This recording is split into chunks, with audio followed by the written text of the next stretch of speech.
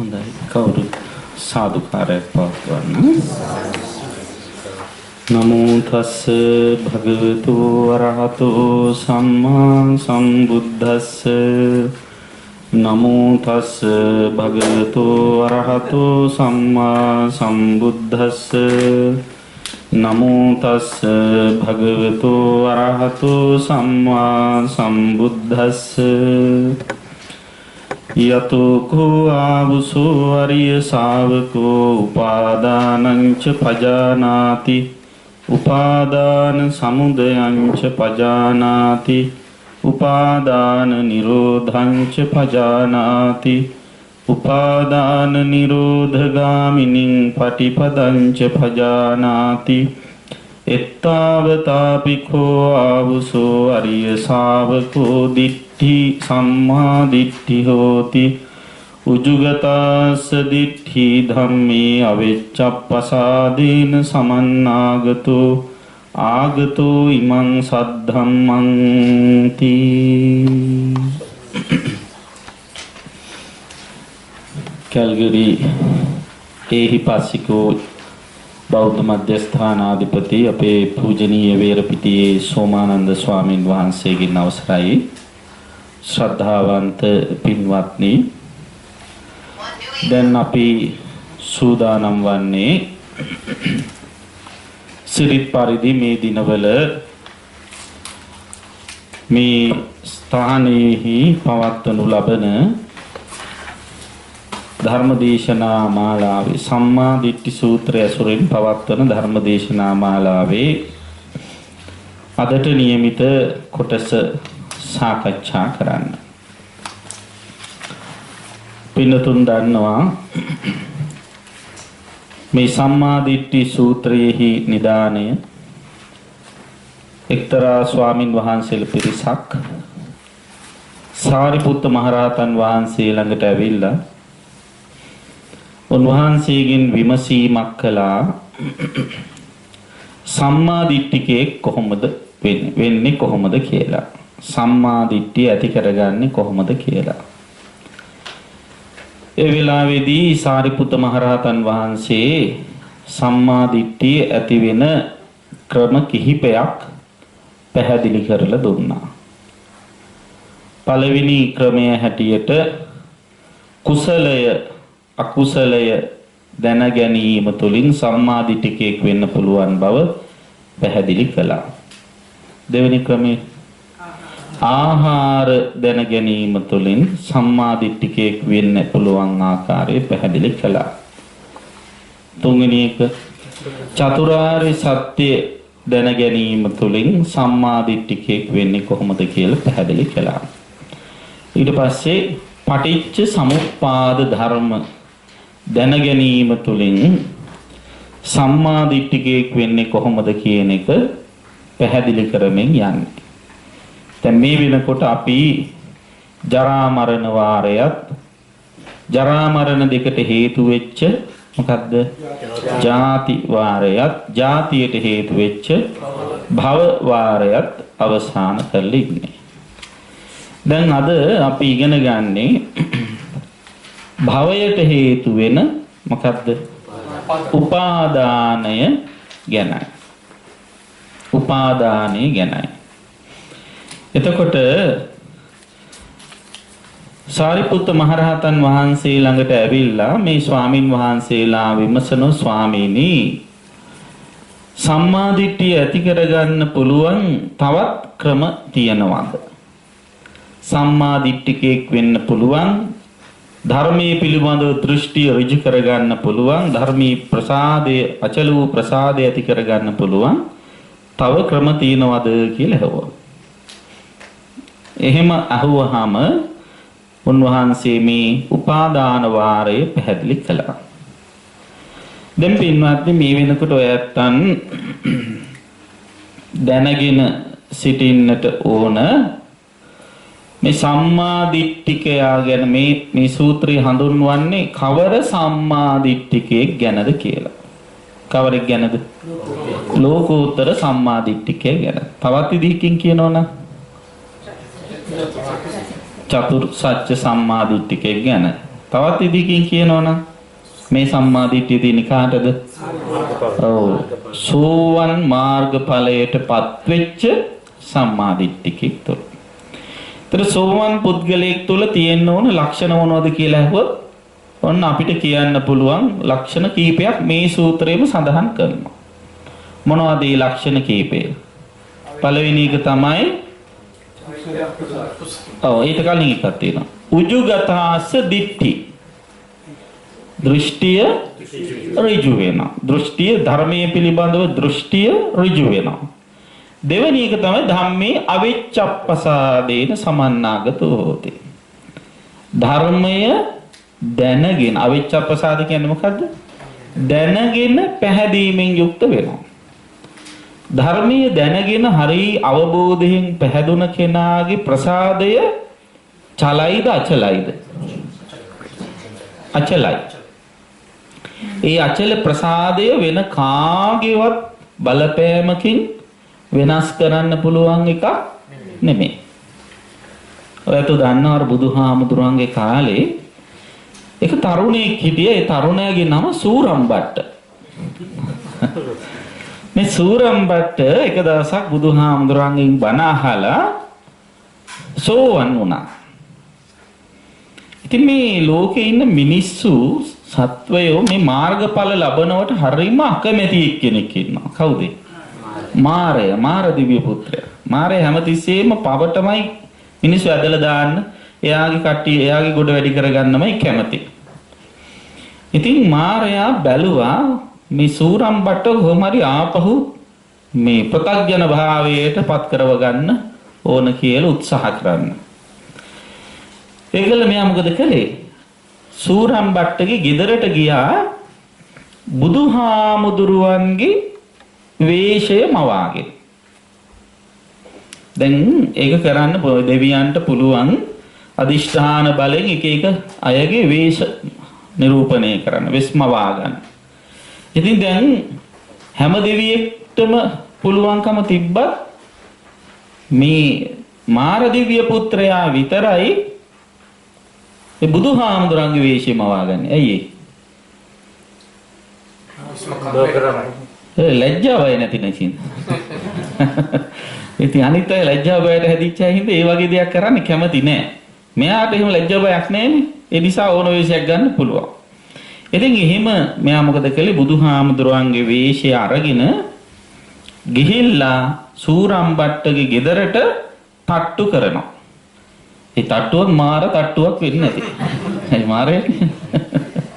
ඉතින් දැන් මෙහෙම තට්ටු දැන් බුදුහාමුදුරුවෝ ගෙදරකට ගිහිල්ලා බුදුහාමුදුරුවෝ කොහේදී හරි ගිහිල්ලා තට්ටු කරනවා නම් පන්සලේ දුනත් තට්ටු කරනවා නම් ඒකේ ක්‍රමයක් තියෙනවා. කොතැනද තට්ටු කරන්නේ?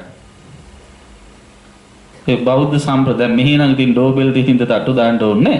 නමුත් ඉතින් ගෙදරකදී වුණ ගේ ඇතුලේ වුණත් තට්ටු කරනවා නම් තට්ටු කරන්න ඕන දොර අගුල ළඟට. ඔන්න මතක තියාගන්න. දොර අගුල ළඟට මේ ඇඟිල්ලේ පිටිපැත්තෙන් 3 සැරයක් නැවතිල්ල තට්ටු කරන්න ඕන. ඒක තමයි සීලාචාර තට්ටු කිරීමේ ක්‍රමය. ඔන්න මතක තියාගන්න. දැන් සමහරුන් දොර ලෑලි ගැලවෙන තරමට ගහන්න යනවා. නේද? එහෙම ගහන්න හොඳ නෑ. ඉතින් දැන් මෙන්න මෙයා මහා හයියෙන් ගැහුව දොරට. මාරයනේ. ඉතින් දොර හැරලා බැලුවාම සූරම්බට්ට බුදුහාමුදුරුගේ ඉස්සරහට. ඉතින් මෙයා දන්නේ මේ මාරයා කියලා. සූරම්බට්ට. එයා කියනවා අනේ බුදුහාමුදුරුනේ ඇයි මං හොයාගෙන ආවේ කියලා. ඒතර සූරම්බට්ට කියනවා මේ මාරයා අර බුදුහාමුදුරුව වගේ ඉන්න මාරයා කියන සූරම්බට්ටට සූරම්බට්ට මං අර බණ කියද්දී කිව්වනේ සබ්බේ සංඛාර අනිච්චා කියලා. මං ඒක වෙන කල්පනාවක ඉඳිදි කියපු කතාවක්. ඒක අනිච්චා නෙවෙයි නිච්චා. ඉතින් ඒක කියලා යන්නේ මම මේ ආවේ කියලා කිව්වා. සාමාන්‍ය බුදුහාමුදුරුවරු අපි වගේ නෙවෙයි. වචන දෙකේ කතාවල් නෑ. අද්විජ්ජ වචනා බුද්ධා. බුදුරජාණන් වහන්සේලා යමක් කිව්වොත් ඒක එසේමයි. තන් තතේව හෝති තස්මා තථාගතෝ හෝති. තථාගත කියන්නේත් ඒකයි. වෙන බාහිර දැන් 21 වෙනි ජීවසර ගැලපෙන්නේ නැහැ මේව කියලා වෙනස් කරන්න ඕනේ නැහැ.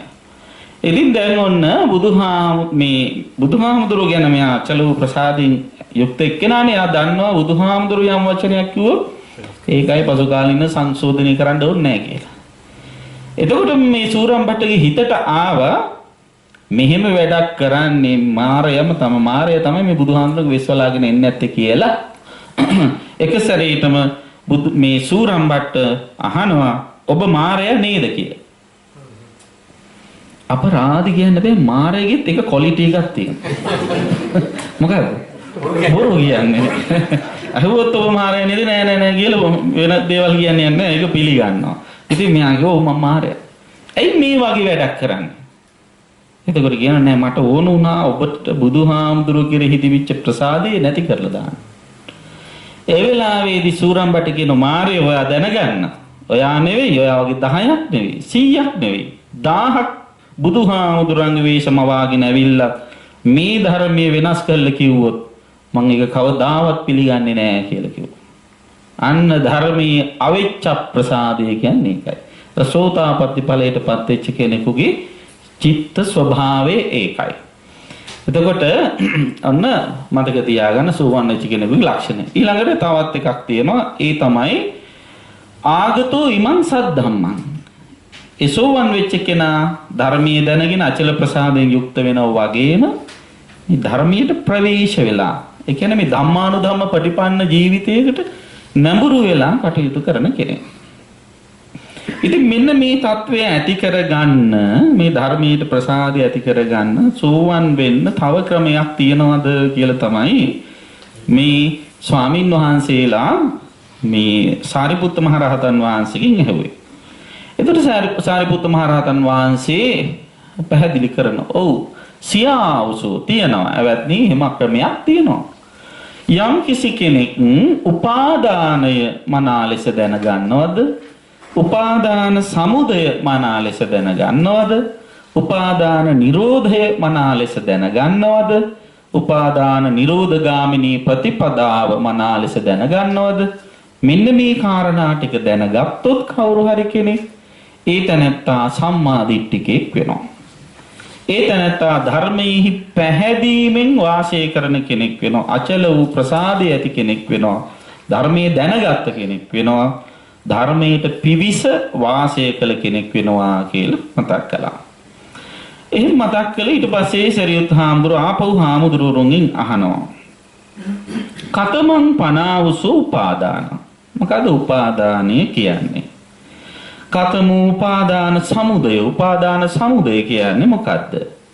කතමු උපාදාන නිරෝධෝ. උපාදාන නිරෝධය කියන්නේ මොකද්ද? කතමා උපාදාන නිරෝධගාමිනී පටිපදා. උපාදාන නිරෝධගාමිනී ප්‍රතිපදාව කියන්නේ මොකක්ද කියලා හාමුදුරුවෝගෙන් අහුවා. ඒ අවධාරණාර්ථය සඳහා. දැන් මේ හාමුදුරුවෝගෙන් ප්‍රශ්න අහන්නේ මොකද? හාමුදුරුවන්ගෙන් උත්තරේ දැනගන්න නෙමෙයි. දැන් ඔන්න මම ප්‍රශ්න අහනවා කිව්වම කට්ටිය අහගෙන ඉන්නෝනේ අවධානය. ඒ අවධානය දිනා ගැනීම සඳහායි. ඊට පස්සේ සරියුත් මහ රහතන් වහන්සේ මතක් කරන චත්තාරිමානි ආවසෝ උපාදානානි. එවත්නි උපාදාන හතරක් තියෙනවා. මොනවද උපාදාන හතර? කාමූපාදානයයි, දිට්ඨූපාදානයයි, සීලබ්බතූපාදානයයි, අත්තවාදූපාදානයයි. ඔන්න හතර. දැන් ගියවතාවෙත් මම මතක් කළා මේ ආදාන කියලා වචනයක් තියෙනවා. මොකක්ද ආදාන කියන වචනේ තේරුම? ආදානය කියන්නේ ගැනීම, ළඟට ගැනීම. එහෙම නැත්නම් අල්වා ගැනීම කියලා කියන්න පුළුවන්. ඒතර උපාදාන කියන්නේ මොකද්ද? අල්ලා ගැනීම. මොන විදිහට අල්ලා ගැනීම? තදින්, අත නොහරිනසේ තදින් අල්ලා ගැනීම. අන්න ඒකට තමයි උපාදාන කියන වචනය යොදන්නේ. දැන් මේ අත නොහරිනසේ තදින් අල්ලගන්නේ අතින්ද හිතින්ද? හිතින්. අන්න ඒකයි මෙතන විශේෂය. හිතින් අල්ලගත්තාම සමහරව අතිනුත් අල්ල ගන්නවා. ඒක පස්සේ වෙන එකක්. හරිද? එතකොට දැන් මේ උපාදාන ගැන අපි කල්පනා කරලා බලමු. දැන් පළවෙනි උපාදානය කාමූපාදාන. කාම උපාදානය කියලා කියනවා. දැන් කාම කියන එක යටතේ ගත්තොත් අපිට මෙතන අර්ථ දෙකක් දෙන්න පුළුවන්. ওই ධර්ම ග්‍රන්ථවල ඒ සඳහා දීපු අදහස් දෙකක් තියෙනවා. කාම කියන වචනයෙහි සරල අදහස මොකද්ද? කාම. කාම කියන වචනේ තේරුම කැමැත්ත කියන එකයි. කාමය කියන්නේ කැමැත්ත කියන එකයි. එතකොට දැන් එහෙම බැලුවොත් මූලිකවම මේ ලෝක ජීවත් වෙනකොට අපිට ඇති වෙන කැමැති කීයක් තියෙනවද? දෙකයි. පංචස්කන්ධ. හයයි. මොකක්ද මේ හය? රූපකාම, සද්දකාම, ගන්ධකාම, රසකාම, පොට්ටබ්බකාම, ධම්මකාම. ඔන්න කාම 6 මතක තියාගන්න. එතකොට මේවාටම කියන තව නමක් තියෙනවා වස්තු කියලා. මොන වස්තුද? කාම වස්තු කියලා. රූප, ශබ්ද, ගන්ධ, රස, ස්පර්ශ ධර්ම කියන මේවට කාම වස්තු කියලා කියනවා. පංචකාම වස්තු කියලා හඳුන්වන්නේ ඕවම තමයි. ඔයෙන් පහක්. එතකොට දැන් මෙන්න මේ කියන කාම වස්තුන්ට ඇති දැඩි වූ ආශාව, මේවාට ආශාවෙන් බැඳීමෙන් දැඩිව අත නොහරන විදිහට අල්වා ගැනීම කියන එක අදහසින් මෙතන කාමූපාදාන කියලා කියනවා. දැන් ඊට පස්සේ දෙවැනි අදහස මේ කාමූපාදාන කියන එකේ. දැන් මේවා කොහෙද තියෙන්නේ? රූප, ශබ්ද, ගන්ධ, රස, ස්පර්ශ ධර්ම මේ කොහෙද තියෙන්නේ? බාහිර ලෝකය නේද? බාහිර ලෝකය. ඒතර ලෝකය කියලා හඳුන්වන්නේ සරලව ගත්තොත් ඔන්න ඔය ටිකට. ලෝකයේත් එක කටයුතු කරනවා කියන්නේ මොකද්ද? රූප බලනවා, ශබ්ද අහනවා නේද? ඔය ගඳ සුවඳ ආග්‍රහණය කරන මේ අරමුණු විඳිනවා කියන එකනේ ලෝකයේත් එක ගනුදෙනු කරනවා කියලා කියන්නේ.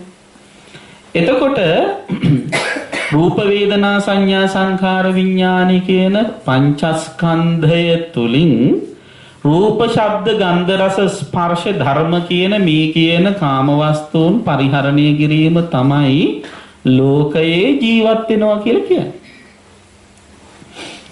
එතකොට ඔන්න ඔය කියන කැමැත්ත යම් ලෝකයක පවතිනවද ඒ හැම ලෝකයකම කාමෝපාදානය තියනවද නැද්ද? තියෙනවා. එතකොට අපි මුලින් හැඳින්නුවා සත්වයකට පවතින්න පුළුවන් තැන් කීයද? 3ක්. මොනවද තැන් 3? කාම භව, රූප භව, අරූප භව කියලා. එතකොට ඔන්න ඔය කියන භවත්‍රයෙහිම කාමෝපාදානය තියනවද නැද්ද? තියෙනවා. ඔය කියන භවත්‍රයෙහිම යම් කිසි රූපයක් වේනම් එහෙම නැත්නම් ශබ්දයක්, ගන්ධයක්, රසයක්, ස්පර්ශයක්, ධර්ම සිතිවිල්ලක් වේනම් අන්න ඒවාට ඒව අඩු වැඩි වශයෙන් තියෙන්න පුළුවන් ඔය ලෝක තුනේම. ඔය තැන් තුනේම. ඒවාට සිතේ ඇතිවන්නා වූ තද බල බැඳී යාම තමයි මෙතනදී කාමෝපාදානය කියලා කියන්නේ. එතකොට එහෙම සිතේ තද බල බැඳී යාමක් ඇති වුනහම ඒ ඇති වෙච්ච බැඳී යාමට අනුව තමයි ඒ බැඳීමට අනුව තමයි කර්ම විපාක පිණිස කර්ම සැකසීලා යන්නේ. දැන් කවුරු හරි කෙනෙක් ඔන්න කඩේකට යනවා බඩු වගේක් ගන්න. එතකොට දැන් ඉතින් කැමැති බඩු ටික තෝර ගන්නවා. ඒ තෝරා ගැනීම මට අර ගොඩාක් බඩු අතරින් මේවා ඕනයි කියලා තෝරගත්තේ මොකක් නිසාද? ඒවට වැඩි කැමැත්ත තියෙන නිසා. දැන් ඊට පස්සේ ගිහිල්ලා බලනකොට තෝරගත්ත බඩු වලට ගෙවන්න ප්‍රමාණවත් මුදල් නැහැ. එතකොට කඩේ ඉන්න මුදලාලේ කියනවා ඔය සල්ලි වලට අනුව මෙන්න මේ බඩු ටික ගන්න පුළුවන් කියලා. ඒතර මුදලාලි අපේ මුදලට සරිලන විදිහට මොකද කරන්නේ? බඩු ටික ගලපලා දෙනවා. අන්න ඒ වාගේ අප විසින් උපාදානය කරගනු ලබන දේට අනුව මතු භවයක විපාක විඳින්නට සුදුසු වෙන විදිහේ කර්ම සැකසී යාමට කියන. ඒක කවුරුවත් කරලා දෙන මුදලාලි කරා වගේ කරලා දෙන එක නෙවෙයි. එහෙම සැකසී යාමට තමයි භවයේ සැකසෙනවා කියලා කියන්නේ. එතකොට එහෙම සැකසෙන්නේ අර අපි උපාදානෙන් ඒ ටික එතනට ගෙනාපු අල්ලගත්ත නිසා. එතකොට ඔන්න මතක තියාගන්න කාම උපාදානය කියලා කියන්නේ ඔය අදහස් දෙකම තියෙනවා. රූප, ශබ්ද, ගන්ධ, රස, ස්පර්ශ ධර්ම කියන කාම වස්තුන් උපාදානය කර ගැනීමක් තියෙනවා. ඒවා ක්‍රියාත්මක වෙන කාම භව, රූප භව, අරූප භව කියන මේ භවත්‍රයෙහි පහළ වීමට හිතේ ඇති වෙන තද බල බැඳී යාමටත් කියනවා කාම උපාදානය කියලා. ඊළඟට දෙවෙනි උපාදානය. ඒ මොකද්ද? ditthi උපාදානය. ditthi උපාදාන කියලා කියන්නේ මෙතන මොකද්ද? මෙතන කියන්නේ දසවත්තුක මිත්‍යා දෘෂ්ටිය කියලා සඳහන් කරලා තියෙනවා. දැන් දසවත්තුක මිත්‍යා දෘෂ්ටිය ගැන අපි ඉගෙන ගත්තද නැද්ද? ඉගෙන ගත්තා නේද? නත්ති දින්නම් නත්ති yittං නත්ති උතං නත්ති සුඛට දුක්ඛතානං කම්මානං පලං විපාකෝ නත්ති අයං ලෝකෝ නත්ති පරෝ ලෝකෝ නත්ති මාතා නත්ති පිතා ඊළඟට නත්ති සත්තා ඕපපාතිකා නත්ති ලෝකේ සමන බ්‍රාහ්මනායේ එමංච ලෝකං පරංච ලෝකං සයං අභිඤ්ඤා සත්‍චිකත්වා පවේදී. ඔන්න ඔය විදිහට නෑ කියලා හිතන එක තමයි මිත්‍යා දෘෂ්ටිය. මොනවද නෑ කියලා හිතන්නේ? දුන් දේ විපාක නෑ, යදූ දේ විපාක නෑ, පිදූ දේ විපාක නෑ. ඊට පස්සේ හොඳ කළාම හොඳ විපාක, නරක කරාම නරකට විපාක ලැබෙනවා කියලා කතාවක් නෑ. අම්මට සැලකුවාට හොඳ විපාක ලැබෙනවා කියලා කතාවක් නෑ. තාත්තට සැලකුවයි කියලා එහෙම හොඳ විපාක ලැබීමක් නෑ. මෙලොවක් නෑ, පරලොවක් නෑ. ඉබේ පහළ වෙන සත්‍යෝ කියලා જાතියක් නෑ. ඒ ශ්‍රමණ හිත දියුණු කරගත්ත මේ මහරහතන් වහන්සේලා ශ්‍රමණ බ්‍රාහ්මණයෝ කියලා කට්ටිය නෑ කියලා හිතෙන දෘෂ්ටි. දැන් ඒ වාගේ දෘෂ්ටිගත වෙන ඒවෙන් උපාදානයටපත් වුනහම ඒ කට්ටියට කියන්නේ කවුරු කියලාද? මිත්‍යා දෘෂ්ටික. හැබැයි ඒ කට්ටියට දානවා තව ඉස්සරහට පොඩි කෑල්ලක්. නියත මිත්‍යා දෘෂ්ටිකයෝ කියලා. නියත මිත්‍යා දෘෂ්ටිකයෝ. දැන් සමහර මේක අනිතික තේරුම් ගන්න ඕන එක තමයි සමහර අයට දසවත්තුක සම්මාදිට්ඨිය තියෙනවා. දසවත්තුක සම්මාදිට්ඨිය තිබුණාට එයාලා නියත සම්මාදිට්ඨිකය වෙන්නේ නැහැ. නියත සම්මාදිට්ඨිකයෙක් වෙන්නේ කොතනදද? සෝවන් ඵලයටපත් උනා. එහෙම නැත්නම් මේ අපි කියාගෙන යන චතුරාර්ය සත්‍යයේ හේවත් එහෙම නැත්නම් ලෝකෝත්තර සම්මාදිට්ඨිකේ බවට පත් වුණාම විතරයි. එතකොට ලෝකෝත්තර සම්මාදිට්ඨියත් එක්ක බලනකොට මේ කියන දසවත්තුක සම්මාදිට්ඨියක් එක්තරා විදිහකට මොකද්ද? මිත්‍යා දෘෂ්ටියක්. එක්තරා විදිහකට මිත්‍යා දෘෂ්ටියක්. තව විදිහකින් කියනවා නම් දැන් මෙතෙන්දී මේ පැහැදිලි කරන්නේ දසවත්තුක මිත්‍යා දෘෂ්ටියනේ. ඒ කියන්නේ පවටම නරකටම නැඹුරු වෙච්ච උපාදානය වෙච්ච නරකින් මිදෙන්න බැරි මානසිකත්වය. පෞඛාර සිටිවිලි වලින් යුක්තකම තමයි මෙතනදී ditthූපාදාන කියන්නේ. වැරදි දෘෂ්ටි. වැරදි දෘෂ්ටි වලින් උපාදානය වුණාම මේ ඕනෑම පවක් කරන්න පුළුවන්. මිත්‍යා දෘෂ්ටියෙන් යුක්ත වුණාම එයා මොනවද කරන්නේ? මිච්ඡා දිට්ඨි සමාදාන සත්තා ගච්ඡanti දුක්ගති. මිසදිටු ගත්තාම දැන් මේ වගේ මිත්‍යා දෘෂ්ටියක් තියෙනවා නම් මොකද වෙන්නේ යාළුවා? යන්නෙම දුගතිය තමයි. මෙහෙම මේ කියන කාරණා 10වත් විශ්වාස කරන්නේ නැත්නම් එයාටින් හොදක් වෙන්න පුළුවන්. කවදාවත් හොදක් වෙන්න බෑ. නේද? යහපතක් අනිතයට යහපතක් වෙන දෙයක් වෙන්න බෑ. එයා පෞකාරකම්මයි කරන්නේ. එතකොට ඔන්න ඒ දෘෂ්ටිගත වීම හරිම භයානකයි. ඒ වගේ දෘෂ්ටිවල එල්ලීම හරිම භයානකයි. ඊළඟට තුන්වෙනි උපාදානය ඒ මොකද්ද? සීලබ්බත උපාදාන. සීලබ්බත උපාදාන කියන්නේ මොකක්ද? නිවනට උපකාර නොවන. තවත් විදිහකින් කියනවනම් මෙතන කියන්නේ මෙතන තව විදිහකින් මෙහෙම කියන්න පුළුවන්. සමාධිය පිනිස නොපවතින සීලය. දැන් අපි සීල් සමාදන් වෙන්න ඕන මොකටද? අන්න හරිය. චිත්ත සමාධිය පිනිසයි. සීලය චිත්ත සමාධිය පිනිසයි. සමාධි ප්‍රඥාව පිනිසයි. එතකොට අපි රකින්න සීලය තුල අපේ හිතේ මොකද්ද? සමාධියක් නැත්නම් ඒක සීලබ්බත උපාදානයක් වෙනවා. ඒක නිවනට උපකාර වෙන එකක් නෙමෙයි. ඒතර ඒක උපාදානය කරගත්තාම එයා ඊට පස්සේ මොකද කරන්නේ? ඔන්න බය දන්නේම නැතුව වෙන වැඩ දෙකක් වෙනවා යාට. ඒ සීලයම එයාට මානය පිනිස පවතී. මානය ඇති වුනහම මිනිස්සුන්ගේ හිතේ වෙන වැඩක් තියෙනවා. මොකක්ද? මානය ඇති වුනාම ඥානය නැති වෙනවා. ඔන්න මතක තියාගන්න. මිනිස්සුන්ගේ හිතේ මානය ඇති වුනහම ඥානය නැති වෙලා යනවා. එතකොට තමන්ගේ නිවන් මඟ දැන ගැනීමට තියෙන හැකියාව ඔක්කොම නැති වෙලා ඊට පස්සේ අර මාන්නාදික වැඩ කරමින් හිත වික්ෂිප්ත කරගන්න කලබලපත්. ඒ මානෙ පදනම් කරගෙන ඇති වෙන ඕන ප්‍රබල මාන දෙකක්.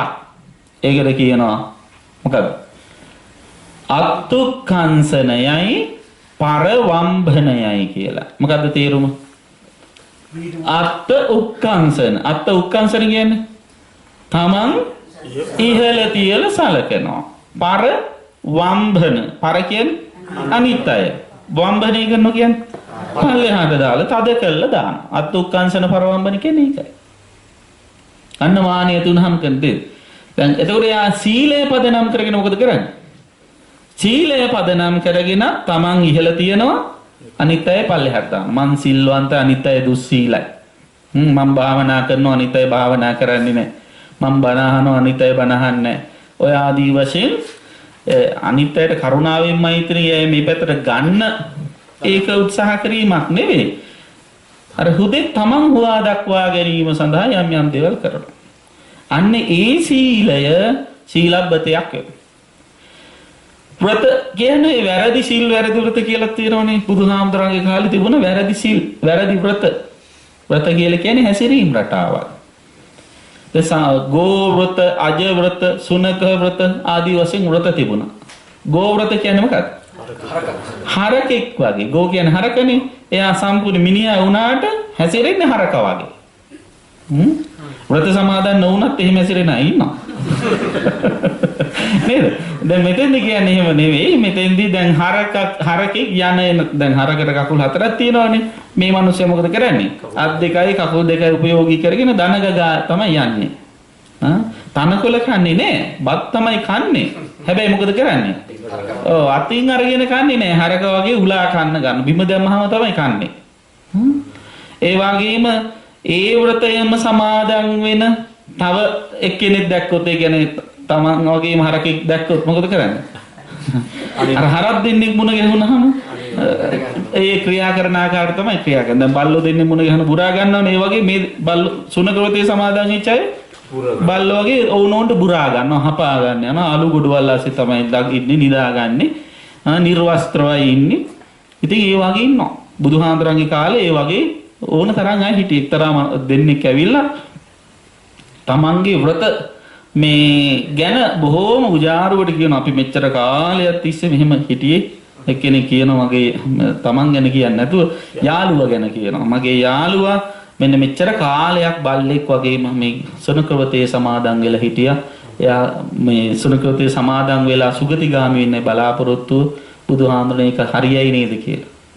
ඒ බුදුහාමුදුරුවෝ ඉතින් බල්ලෙක් වගේ හිටියා. බල්ලෝ තමයි වෙන්නේ. එළබනාත්මේ පාය වෙන දෙයක් නැහැ කියලා. අන්න ඒ වගේ වෘතවලට සම. ඒවා මේ දැන් ඒ වාගේ දැන් බලන්න දැන් බල්ලෙක් වගේ ඉන්නකොට යාගේ හිත සංසුන්ද නෑ දැන් තිරිසන් සතෙක්ගේ හිත හැමතිස්සෙම නොසන්සු බයෙන් තත්ති ගැනීමෙන් චකිතේනේ ඉන්නේ අපි ඔය මහා ලොකුට හිතාගෙන හිටියට බොහොම සුවෙන් ඉන්නවා කියලා සතුටින් ඉන්නවා කුරුල්ලෝ පියාඹන උරානේ මේ වගේ කුරුල්ලෙක් එන්නම් මරත් නැත්තම් කියලා හිතුණට ඔය හැම සතෙක්ම බයෙන් ඉන්නේ. ඒතර බය තියෙන තැන හිතේ එකඟතාවයක් සමාධියක් තියෙන්නේ නැහැ. ඉතින් අන්න ඒ වගේ වැරදි වෘත සමාධිය පිණිස අනුගමනය කරපු වැරදි වෘත තිබුණා. ඒ වගේ මා මතක් කළේ වෘත වලින් මානෙටපත් වුණා. දැන් සමහර ඒ වගේ වෘතයක් විදිහට ගන්න එකක් තමයි මේ මස් මාළු ගන්න නැති එක. ඒකත් එක්තරා වෘතයක්. දැන් අද කාලේ සමහර අය සිල්වන්තකම මැන ගන්න යොදන හොඳම මිනුම් දඩනක් හැටියට යොදන්නේ මොකක්ද? මස් මාළු. කොහොමද කියන්නේ? අපෝ යාරිම හොඳයි උඹල කඩ කෑල්ලක්වත් කන්නේ නැහනේ කියලා කියේ. නේද? දේවදත්තත් මස් මාළු කාලා නැහැ. දන්නවද? දැන් බුදුහාමුදුරන්ගෙන් දේවදත්ත හාමුදුරුවන්ට පනවන්න කියලා ඉල්ලීම් පහක් කළානේ.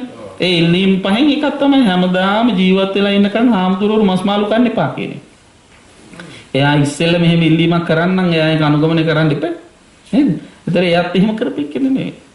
එතකොට අන්නේ ඒවා මෙහුවාදක්. ඒව තමයි ගොඩාක් සිල්වන්තකම් කියලා හිතාගෙන ඉන්නව සමහර.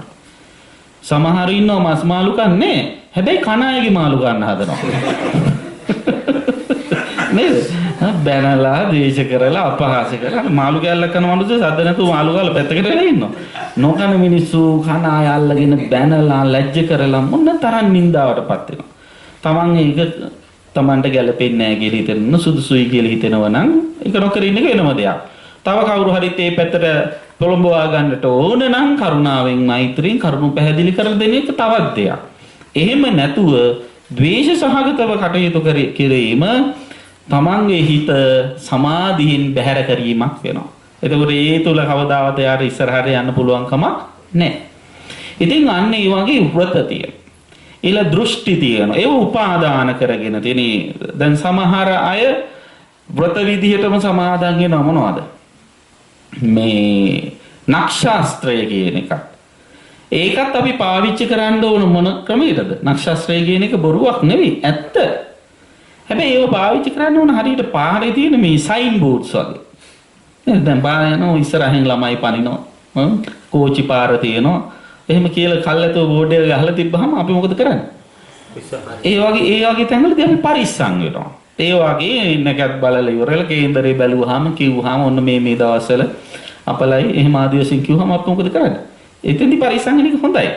එහෙම නැතුව සමහර අය ඉන්න උදේට වැඩට යනකොට අඩිය තියන්නේ නැකත බලලා හුණ කෑ ගැහුවොත් ඉවරයි. හොඳ වෙලාවට මෙහි හුණු නේ. නේද? නැත්තම් බලාගෙන යනවා. ඉතින් මේ විදිහට සමහර වෙලාවට ඒ වාටම හේතු වෙනවා. හැබැයි නුවණ තියෙන මිනිස්සු මොකද කරන්නේ? ඒව පවා හොඳ පැත්තට හරව ගන්න. කම්මැලිකම යන කතාවක් කියන්න. ඔන්න ලංකාවේ එක මහත්තයෙකුට මේ නෝන කෙනෙකුටයි බබෙක් හම්බුණාලු. ඉතින් මේ බබාගේ කේන්දරේ අරගෙන ගියාලු කේන්දරකාරී දක්ෂ කේන්දරකාරයෙක් ගාවට. ගිහින් ඉවරලා කේන්දරේ බැලුවාම කේන්දරකාරයා කිව්වලු අපෝ මේ ළමයා නම් ගෙදර තියාගන්න එපා. මේ මිනිහයා ලොකු වෙනකොට අනිවාර්යයෙන්ම මිනිස්සු 3-4 දිනෙන් මරනවාමයි. ගෙදර නම් තියාගන්න එපා කියලා කිව්වලු. ඉතින් මොනව කරන්නේ? ඉතින් තමන් ඉපදිච්ච දරුවනේ. ඉතින් මේ ළමයා මේ තාත්තා හාමුදුරුවෝ කියලා ගියා. ආයෙ අවුරුදු දෙකකට විතර පස්සේ තවත් පුතෙක් හම්බ වෙලා තියෙනවා. එයාගේ කේන්දරය අරගෙන මෙයා ගාවටම ගියාලු. එයා ගාව ඒකත් බලලා කිව්වලු අපෝ මේ මිනිහයා තියාගන්න එපා. අම්මම බොරුකාරයෙක් වෙනවා රටම රවට්ටනවා තියාගන්න නම් එපා කියලා කිව්වලු. ගෙදරින් පිට කරන්න කිව්වලු. ආයෙ කාලයක් ගියාට පස්සේ තවත් දරුවෙක් හම්බ වෙලා කේන්දරේ බලන්න ගියාම මෙයා ගැන වැඩක්ම නැහැ. හිඟා කන එකමයි කරන්නේ. කොහේ හරි අයින් කළා දාන්න ගෙදරට සෙදක් නැහැ කිව්වලු. කාලයක් ගියාම අවුරුදු 25 30ක් විතර ගියාට පස්සේ අර සාත්‍රකාරී කේන්දරකාරී දැක්කලු අර තාත්තා සාත්‍රය යන ආපු තාත්තා බොහෝම සතුටින් මේ හොඳ ලස්සන බෙන්ස් කාර් එකකින් නැගලා යනවා. ඉතින් මෙයා දුවල ගිහිල්ලා කොහොම හරි කාර් එක නවත්තලා ඇහවලු මං කියපු තාලෙටම ළමයි ටික යවුව නේද පිට. නැත්තම් ඔයාට ඔහොම ඉන්න හම්බෙන්නේ නැහැ කියලා කිව්වා. ඉතින් මම කිව්වලු ඇත්ත තමයි ඔබතුමා කියපු විදිහට මම යවුවා. ඔබතුමා කිව්වනේ ලොකු පුතා හම්බෙච්ච ගමන්ම 3-4 දිනක අඩු ගානේ මරනවා කියලා. ඉතින් මොනෝ කරන්නේ යමක් වෙන්න තියෙනවා ඒක වළක්වන්නත් බෑනේ. මම ලොකු පුතා කොළඹ යවල ඉවරලා හොඳ ඉස්කෝලේකට දාලා ඉගෙනුවා. දැන් එයා විශේෂඥ ශල්‍ය වෛද්‍යවරයෙක් වෙලා ඉන්නවා. දැන් ඉතින් කවුරු හරි දැක්ක ගමන් කපන්නමයි බලාගෙන ඉන්නේ. ඔපරේෂන් එකේදී දෙන්නේ 3 දිනක් මැරෙනවා. ඒත් ඉතින් ඔපරේෂන් එකේදී මිනිවරුම නෙවෙයි කියලා හිතාදාගත්ත කියලා කිව්වා. ඊට පස්සේ ඒක රාහම උතර දෙවෙනි පුතා. ආකුණේ දෙවෙනි පුතා රටම රවට්ටන බුරුකාරයෙක් වෙනවා කියලා යමක් වෙනවා ඒක වළක්වන්නත් බෑනේ. මං ඉතින් ඒක හොඳ පැත්තට හැරෙව්වා. මම බොහෝ මාංශයල ලොකු පුතා ලෝ කොලෙජ් එකට යවලා නීතිඥයෙක් කළා. දැන් ඔන්න හිටු කියලා බොරු කියනවා. තවත් එක්ස්පීරියන්ස් වැඩි වුණාම ඡන්දෙ ඉල්ලන්නත් බලාගෙන ඉන්නවා. එතකොට තව වැඩි බොරු කියන්න පුළුවන්. ඊට පස්සේ ප්‍රචාරය පොඩි පුතා අර හිඟා ගන්නවා කියන්නේ මොනෝ කරන්නද ඉතින් යමක් කරන ඒකත් වළක්වන්න බෑ නීති. හිඟා ගන්න එකත් වැදගත් ආලෙට කරන්න ඕන නිසා මං අරන් ගිහලා මහාන කළා. ඔන්න දැන් ඉන්න පාත යනවා ගෙවල් ගහන්නේ හිඟා කරනවා කියන කිව්වලු. ඉතින් එසේ තමයි. අපි හදමු කතාව. ඉතින් යමක් වෙනවා නම් හොඳ පැත්තට හරව ගන්න හැටි මම මේකේ මතක් කළේ. ඉතින් කෙසේ වෙතත් සමහර අය ඉන්නවා අර ඒ වගේ දේවල් සියල්ල උපාදානය කරගෙන ඒ වයින්ම කටයුතු කරන එකට යන්න හොඳ නැහැ. ඉතින් විශේෂයෙන්ම මෙතනදී මතක් කරන්නේ වැරදි සිල් වැරදි වෘත සමාධියට බාධා වන සුළු සීලය සහ වෘතය උපාදානය කර ගැනීමයි. ඊළඟට අනිත් කාරණාව තමයි අත්වාදූපාදානය. අත්වාදූපාදානය කියලා කියන්නේ මොකද්ද? ආත්මවාදය මුල් කරගත් උපාදානය. මෙතෙන්දී සඳහන් කරනවා සෝතාපට්ටි ඵලයට පත් වෙන කෙනෙක් නැති කරන ප්‍රධානම සංයෝජනයක් තියෙනවා. ඒකට කියන්නේ මොකක් කියලාද? සක්කාය දිට්ඨිය කියලා. ඒ සක්කාය දිට්ඨිය ඇති වෙන්නේ කුමක් පදනම් කරගෙනද? පංචස්කන්ධය පදනම් කරගෙන. සක්කාය දිට්ඨිය ඇති වෙන්නේ පංචස්කන්ධය පදනම් කරගෙන. පංචස්කන්ධය මොනවද? රූප, වේදනා, සංඥා, සංඛාර, විඥාන. ඔන්න ඔය කියන පංචස්කන්ධය පදනම් කරගෙන එක ස්කන්ධයකට දෘෂ්ටි 4 ගානේ මේ සක්කාය දිට්ඨිය ඇති වෙනවා. ඒකට කියනවා 20 ආකාර සක්කාය දිට්ඨිය කියලා. දැන් රූපය ගත්තොත් ඕක ඇති වෙන්නේ පළවෙනි එක රූපං අත්තතෝ සමනුපස්සති. රූපං අත්තතෝ සමනුපස්සති කියලා කියන්නේ රූපය මගේ කියලා ආත්මවත් එකක් කියලා මගේ කියලා අල්ලාගෙන. අත්තතෝ කියලා කියන්නේ සරලව කිව්වොත් මගේ කියලා අල්ලා ගැනීම. රූපං අත්තතෝ සමනුපස්සති.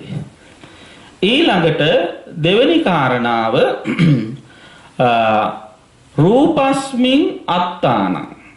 රූපය තුල තමයි ආත්මය තියෙන්නේ කියලා හිතනවා. නෑ දෙවෙනි එක රූපවන්තං අත්තාන. රූපවත් වූ ආත්මයක් තියෙනවා කියලා හිතන එක. ඒ කියන්නේ මේ මමය කියන සංකල්පය මමය කියන කෙනාට රූපයක් තියනවාය කියලා හිතන එක. ඉස්සෙල්ලා රූපය මගේ කියලා අල්ලගන්න එක. ඊට පස්සේ මම කියලා කියන කෙනාට රූපයක් තියෙන රූපවත් මමක් කියලා හිතන එක. ඊට පස්සේ රූපස්මින් වා අත්තානං. මේ මම ඉන්නේ රූපය ඇතුලේ කියලා හිතන එක. ඊට පස්සේ අත්තනිවා රූපං.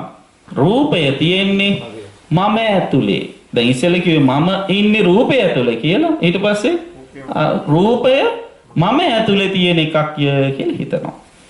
දැන් ඔය කියන දෘෂ්ටි 4ටම අපිට යොදන්න පුළුවන් තණ්හා දිට්ඨිමාන කියලා.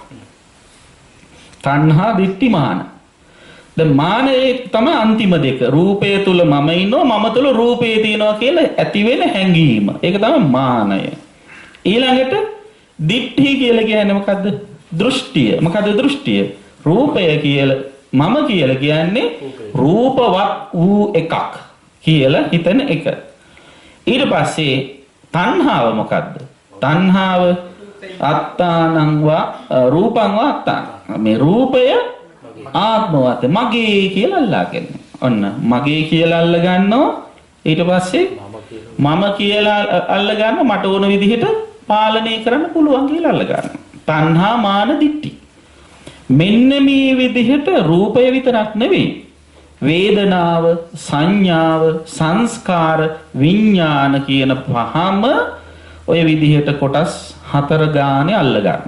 එහෙම අල්ලා ගැනීම තුල ගොඩ නැගින ආත්ම දෘෂ්ටියට තමයි මෙතෙන්දී සක්කාය දිට්ඨි 20 ආකාර සක්කාය දිට්ඨිය කියන්නේ.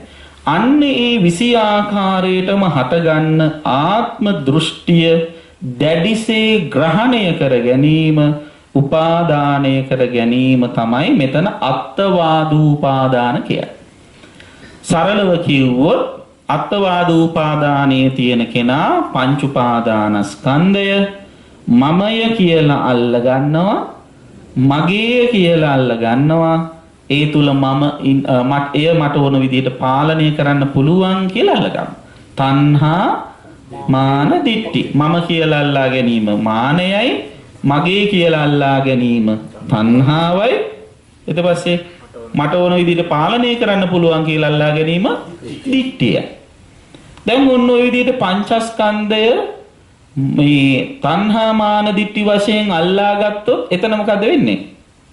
එතන වෙන්නේ උපාදානෙ. දැඩිසේ බැඳීම තමයි. එතකොට ඔන්න පංච උපාදානස්කන්ධය බවට පත් වෙනවා. එතකොට පංචස්කන්ධයට දැඩිසේ උපාදානය කරගත්ත කෙනා ඒ පංචස්කන්ධය යලි යලි ලබන්න කැමැතිද අකමැතිද?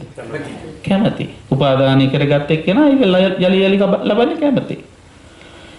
ඉතින් යලි යලි ලබන්න කැමති නම් මොකද කරන්නේ? ඒට අවශ්‍ය කරන වැඩපිළිවෙලෙහි යුක්ත වෙනවා. ඇයි මේක යලි යලි ලබන්න කැමති? මේ කියන ගොඩවල් පහ අනිත්‍ය වශයෙන්, දුක්ඛ වශයෙන්, අනාත්ම වශයෙන් දකින්නේ නැති නිසා. එතකොට මෙන්න මේ කියන උපාදානෙ, මේ පංච උපාදානය නැති කරන්නේ. එහෙම නැත්නම් අපි හිතමු දැන් උපාදාන 4ක් කිව්වනේ. ඔය සකල විද උපාදානයන්ම නැති කරන්න, ඒවට තියෙන කැමැත්ත, දැඩි බැඳීම නැති කරන්න මොකද කරන්න ඕන? ඒවා අනිත්‍ය වශයෙන් දකින්න ඕන. ඒවා විනාශ වෙලා යන ඒවා වශයෙන් දකින්න. ඒතර යමක් අනිත්‍ය නම් දුකයිද සැපයි? දුකයි. දුක්ඛ වශයෙන් උත් ඒවා දකිනවා. අනිත්‍ය වශයෙන් දකිනවා, දුක්ඛ වශයෙන් දකිනවා. එහෙම අනිත්‍ය දුක්ඛ වශයෙන් දකින්න කෙනා ඒවා අල්ලගන්නේ නැහැ. නේද? කවුද අනිත්‍යවට කැමති? කවුද දුක ඇති වෙන ඒවාට කැමති? ඒවා අතහරින්න තමයි හැමතිස්සෙම උත්සාහවත් වෙන්නේ. එතකොට එයා බලනවා මේක අනාත්ම වශයෙන්. කොහොමද අනාත්ම වශයෙන් බලන්නේ? මේ ගොඩවල් පහ මට ඕන විදිහට පාලනය කරන්න බෑ කියලා එයා දකිනවා. ඒ නිසාම තමයි පාලනය කරන්න බැරි නිසාම තමයි මොකද වෙන්නේ? වෙනස් වෙන්නේ. මේ ගොඩවල් පහ මට ඕන විදිහට පාලනය කරන්න බැරි නිසා වෙන දෙයක් තමයි වෙනස්. දැන් බැරි වෙලාවකත් මේ ගොඩවල් පහ අපට ඕන විදිහට පාලනය කරන්න පුළුවන් නම් අපි වෙනස් වෙන්න දෙන්නේ නැහැ. වෙනස් වෙන්නේ නැහැ නේද? නේද? වෙනස් වෙන්න දෙන්නේ නැහැ. අපිට ඕන විදිහට පාලනය කරන්න පුළුවන් කියලා තියෙනවා. ඒතර යමක් අපට ඕන විදිහට පාලනය කරන්න බැරි නම් ඒක අපේද? අපේ නොවේ. අන්න ඒ නිසා බුදුහාමුදුරුව මතක් කරනවා පංචස්කන්ධයම සම්බන්ධ කරලා ඔය අනත්ත ලක්ෂණ සූත්‍රෙදි කියන්නේ රූපම් භික්ඛවේ නතුම්හාකං. මහණෙනි රූපය නතුම්හාකං. ඒ කියන්නේ ඔබේ නොවේ. රූපය ඔබේ නොවේ. ඔබේ නොවේ නම් ඔබ මොකද කරන්න ඕන? තං පජහත. ඒක අතහරින්න. දැන් අපේ නොවන දෙයක් අපේ කියලා අල්ලා ගැනීමට, අපේ කියලා අල්ලගෙන ගන්නව නම් අපි ඒකට කියන්නේ මොකක් කියලාද? හොරකමක් කියලා. නේද? ඒතර රූප වේදනා සංඥා සංඛාර විඥාන කියන ගොඩවල් පහ අපේද? අපේ නොවේ. අපේ නොවන නිසා වෙනස් වෙන්නේ. ඒතර අපි මේවාට අපේ කියලා කියනවද? කියනවා. අපේ කියලා බැඳෙනවද? බැඳෙනවා. බැඳුණු නිසා තමයි අපි දැන් මේ ගොඩවල් පහ සහිත ඉපදෙලා ඉන්නේ. එතකොට අපි කවුද? අපි හොරු. ඓතිහාසික හොරු. එසේ විසේ කට්ටිය නෙවෙයි. නේද? කලින් භවවලදී මේ කියන රූප වේදනා සංඥා සංඛාර විඥාන කියන ගොඩවල් පහට බැඳුන නිසා ඒ උපාදානය කරපු නිසා ඒ යලි යලි ලබා ගන්නට අවශ්‍ය වැඩපිළිවෙල සකස් කරගත්ත නිසා තමයි අපිට මේව ලැබුණේ. නේද? දැන් හොරකම් කරාම මොකද වෙන්නේ? සාමාන්‍ය නීතියක් තියෙන රටක නම් දඬුවම් ලැබෙනවා. නේද? හිරගෙදරට යන්න වෙනවා. දැන් අපි මෙන්න මේ අයිති නැති ගොඩවල් පහක් හොරකම් කරලා මේ මනුෂ්‍ය ලෝකයේ නැමැති හිරගෙදරට ආවද නැද්ද? ආවා. එහෙම ආපු අයත් අපි නම් බේරුණු අයත් තවත් හිර වෙලා ඉන්න විවාහ වෙලා. නේද? ඒක තවත් හිර කරගත්තා. එතකොට දැන් ඔය කියන හිරගෙදරදී අපිට විඳින්න වෙන දඬුවම් මොනවාද? ජාති, ජරා, ව්‍යාධි, මරණ. නේද? මේ ඔක්කොම අපිට විඳින්න උනේ මොකක් නිසාද? අයිති නැති ගොඩවල් පහ අල්ලගත්ත නිසා, හොරකම් කරපු නිසා. ඉතින් මේ හොරකම් කරලා හොඳටම ඇති. තව හොරකම් කරන්න ගියොත් මොකද වෙන්නේ? තව මේ தත්ත්වයට වැටෙන බව තේරුම් අරගෙන ආදීනව දැකලා ඉවර වෙලා පුළුවන් තරම් හොර දේවල් මේ හොරකම් කරන්න හිතෙන දේවල් වල ආදීනව දකින්න ඕන. හොරකමේ තියෙන ආදීනව දකින්න ඕන. එහෙම දැකලා එකට තියෙන බැඳීම, උපාදානය අඩු කරගන්න ඕන. අන්න එහෙම අඩු කරගන්නව නම් එයාට සසර දුකෙන් මිදෙන්න පුළුවන්කම ලැබෙනවා. ඉතින් මෙන්න බුදුරජාණන් මේ සරියුත් මහරහතන් වහන්සේ මතක් කරනවා මෙන්න මේ කියන උපාදාන හතරක් තියෙනවා. ඔය උපාදාන නිකම්ම ඇති වෙන්නේ නැහැ. මොකක් නිසාද ඇති වෙන්නේ? තණ්හා සමුදය, උපාදාන සමුදයෝ. උපාදානයට හේතු, උපාදානය ඇති වෙන්න හේතුව මොකක්ද? තණ්හාවයි කියලා මතක් කරනවා.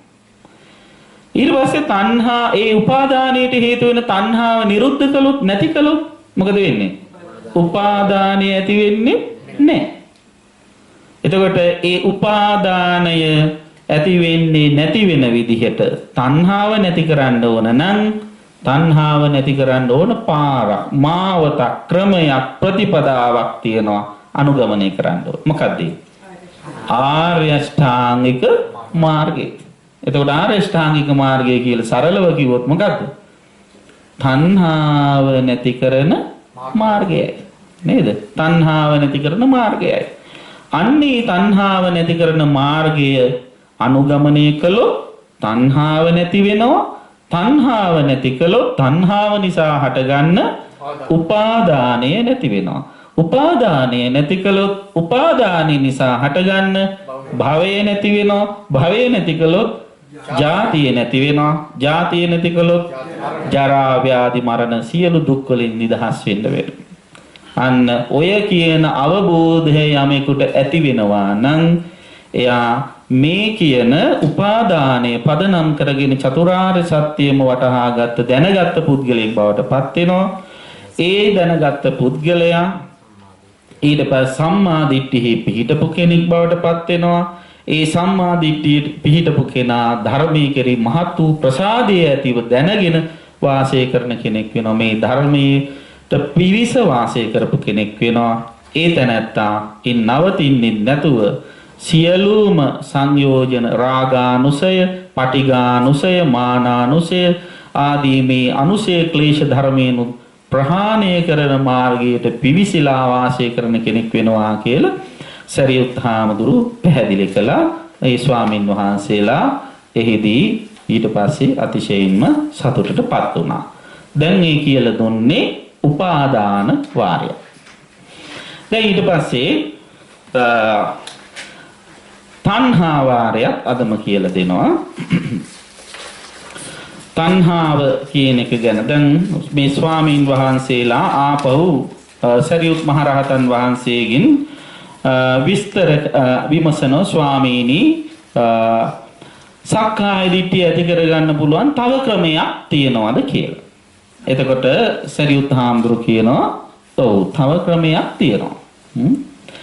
මොකක්ද ඒ ක්‍රමය කියලා අහුවහම සරියුත් හාමුදුරුවෝ උත්තර දෙනවා යතෝකෝ ආවසෝ අරිය ශාවකෝ තණ්හංච පජානාති. එවත්නි යම් ආර්ය ශ්‍රාවකේ තණ්හාව මනාකොට දැනගනීද? තණ්හා සමුදයංච පජානාති. තණ්හාව හටගන්න හේතුව මනාකොට දැනගනීද? තණ්හා නිරෝධංච පජානාති. තණ්හාව නිරුද්ධ කිරීම මනාකොට දැනගනීද? තණ්හා නිරෝධගාමිනින් පටිපදංච පජානාති. තණ්හාව නිරුද්ධ කරන ප්‍රතිපදාවද මනා ලෙස දැනගනීද? අන්න ඒ දැනගත් පුද්ගලයා එපමණකින් ඒ ආර්ය ශ්‍රාවකයා සම්මාදිට්ඨිකයෙක් වෙනවයි, දෘෂ්ටිය ඍජු වෙනවයි, ධර්මයේ දැන අචල වූ ප්‍රසාදයටපත් වෙච්ච කෙනෙක් වෙනවයි, මේ ධර්මයට පිවිස වාසය කළ කෙනෙක් වෙනවාය කියලා මතක් කළා.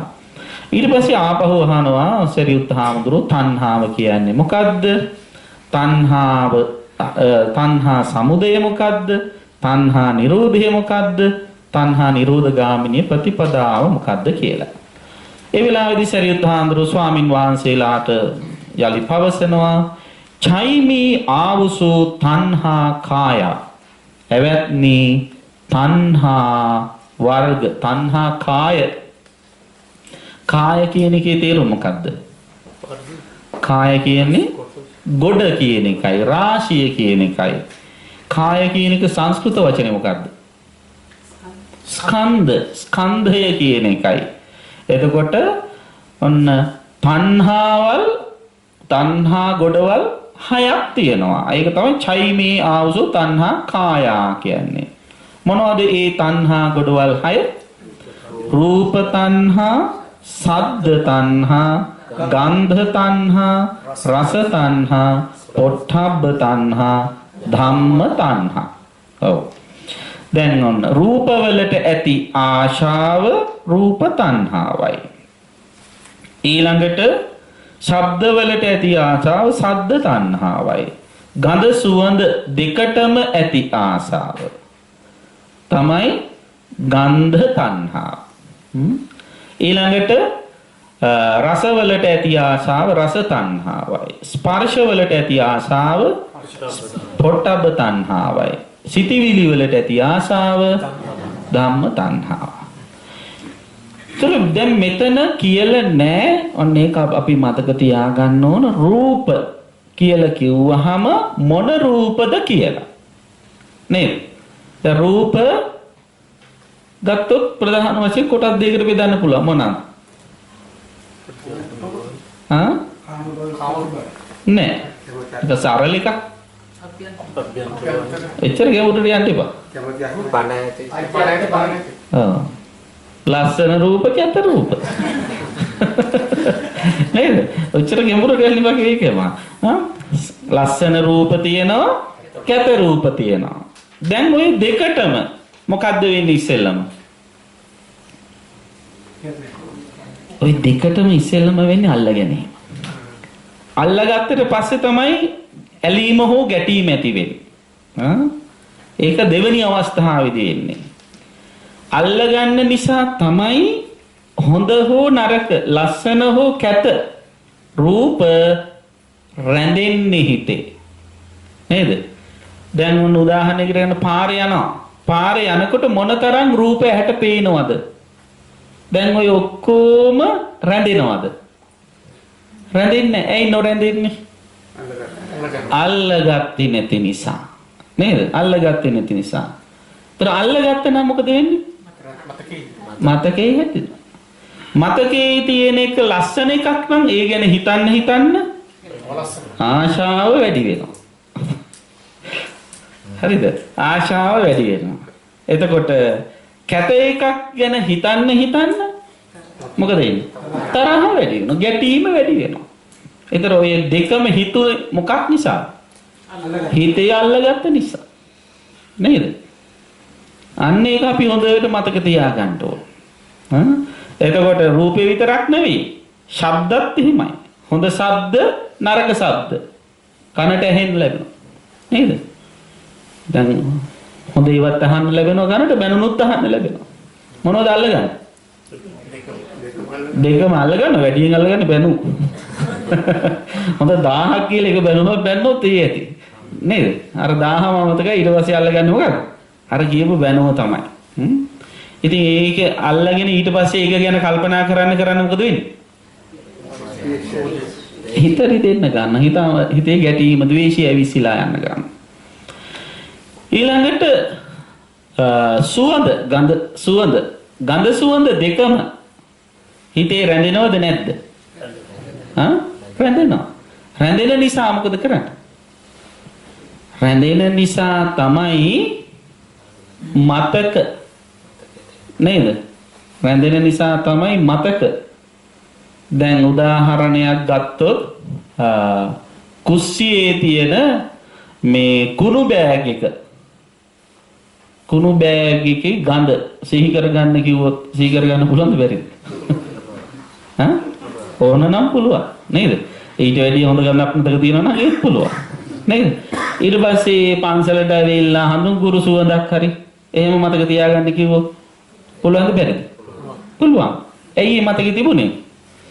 මතකයේ තියනවා යන්නු අල්ලා ගැනීමයි, වෙන මොකක්වත් නෙවෙයි. එතකොට මෙන්න මේක අපි හරියට වටහා ගැනීම වැදගත් වෙනවා. එතකොට මෙන්න මේ ආයතන දැන් ඔන්න තණ්හා ප්‍රභේද දෙකක් සඳහන් කරලා තියෙනවා මම මේ දීපු කොලේ.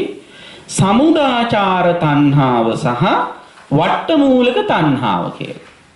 සමුදාචාර තණ්හාව කියලා කියන්නේ මොකද්ද?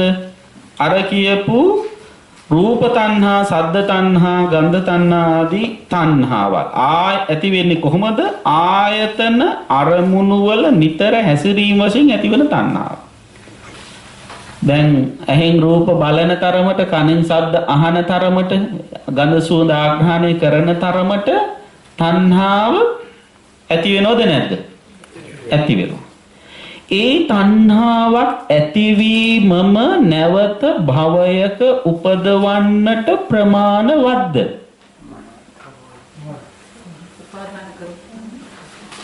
එහෙම තණ්හාව ඇතිවීමම නැවත භවයකට යන්න ප්‍රමාණවත් වෙන්නේ නැහැ.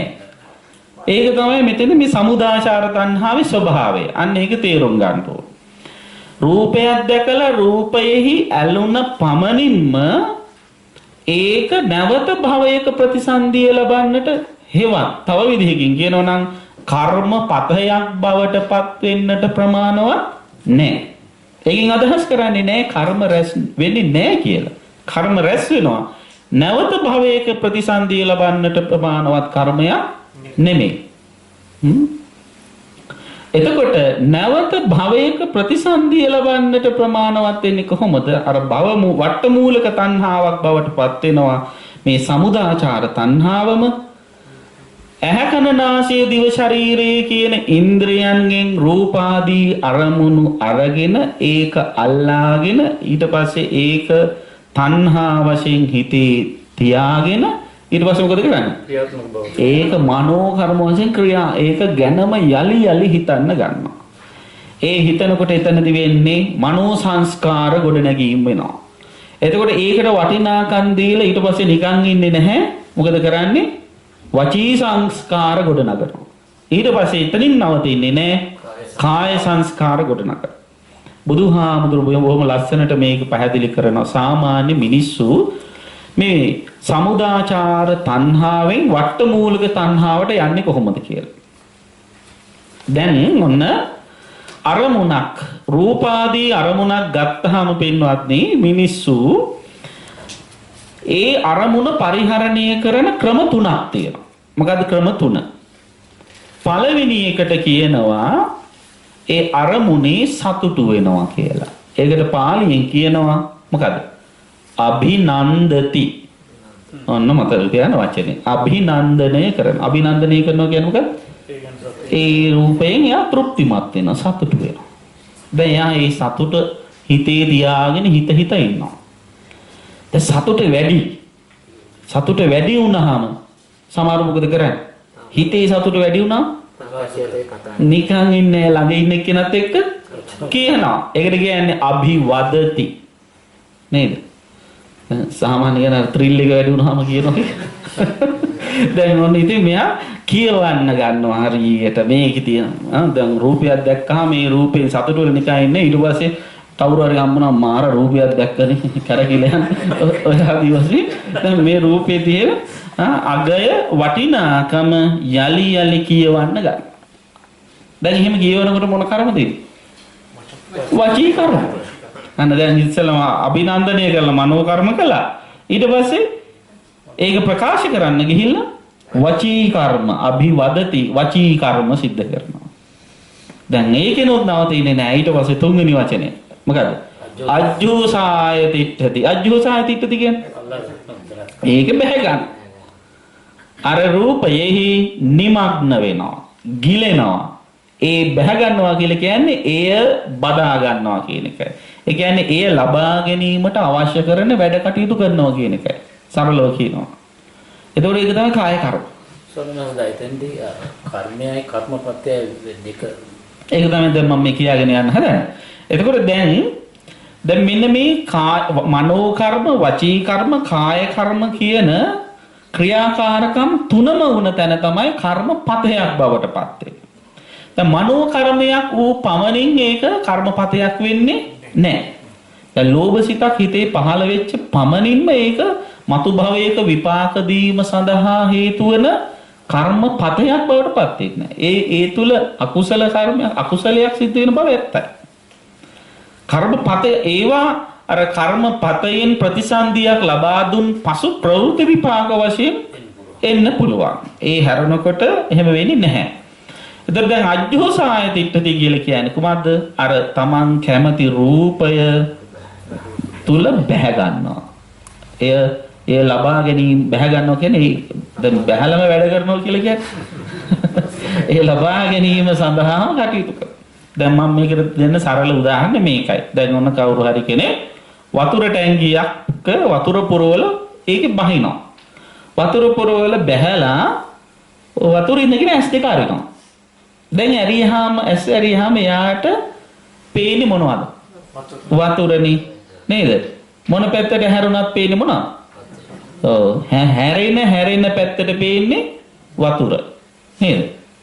අන්න ඒ වගේ මේ රූපයේ නිමග්න වුණාම බැසගත්තාම එයාට මොකද වෙන්නේ? ඔව් ඒකමයි පෙනෙයින්තර ලෝකයක් නෑ. ඇස් දෙක අරගත්තත් ඒ රූපේ, වහගත්තත් ඒ රූපේ. දැස පියාගත් කල මට මැවෙන්න ඔබෙරුව කියන්නේ ඔන්න ඔය අජ්ජෝසායත. ඒකත් හිතලා සින්දුවක් ඔබ. ඉතින් ඔන්න ඔය විදිහට මතක තියාගන්න ඕන. මේ රූපෙහිම කිඳා බැස්සාම ඒකම ලබා ගැනීමට කායිකව, වාචසිකව, මානසිකව ක්‍රියාත්මක වෙනවා. අන්නේ ක්‍රියාත්මක වීම තුල තමයි සසර ඉපදීමට හේතු වුණ තණ්හාව. ඒ කියන්නේ අර කර්මපතයක් බවට පත්වෙච්ච තණ්හාව ක්‍රියාවක් බවට පත් වෙන්නේ. වට්ටමූලික තණ්හා කියන්නේ ඒකටයි. දැන් අපි ධම්මචක්කප්පවත්තන සූත්‍රය ඇසුරෙන් බලමු මේ තණ්හාව කියන එක බුදුහාමුදුරු කොහොමද විස්තර කරලා තියෙන්නේ කියලා. දැන් ඔයත් දන්නවා ධම්මචක්කප්පවත්තන සූත්‍රයේදී පැහැදිලි කරන බුදුහාමුදුරු යායන් තණ්හා මොකද ඊළඟ වචනේ? පෝනෝ භවිකා ඊට පස්සේ නන්දි රාග සහගතා ඊළඟට తත්‍ර తත්‍රාභි නන්දිනි. ඔන්න ලක්ෂණ තුනක් තියෙනවා. මේ තණ්හාව කියන එක මොන වගේ එකක්ද? පෝනෝ භවිකා. මෙතන කියන්නේ මේ කියන තණ්හාව මේ දුකට ප්‍රධානම හේතු වෙන තණ්හාව මොන වගේ එකක්ද? පුනර්භවය ඇති කරන තණ්හාව. එතකොට මේ කියපු තණ්හා දෙකෙන් ප්‍රභේද දෙකෙන් මොන තණ්හාවද? සමුදාචාර තණ්හාවද වට්ටමූලික තණ්හාවද? වට්ටමූලික තණ්හාව. ඒ වට්ටමූලික තණ්හාව ඇති වෙන්නේ සමුදාචාර තණ්හාවේ බලපෑම මත. නිකන් ඇති වෙන්නේ නැහැ.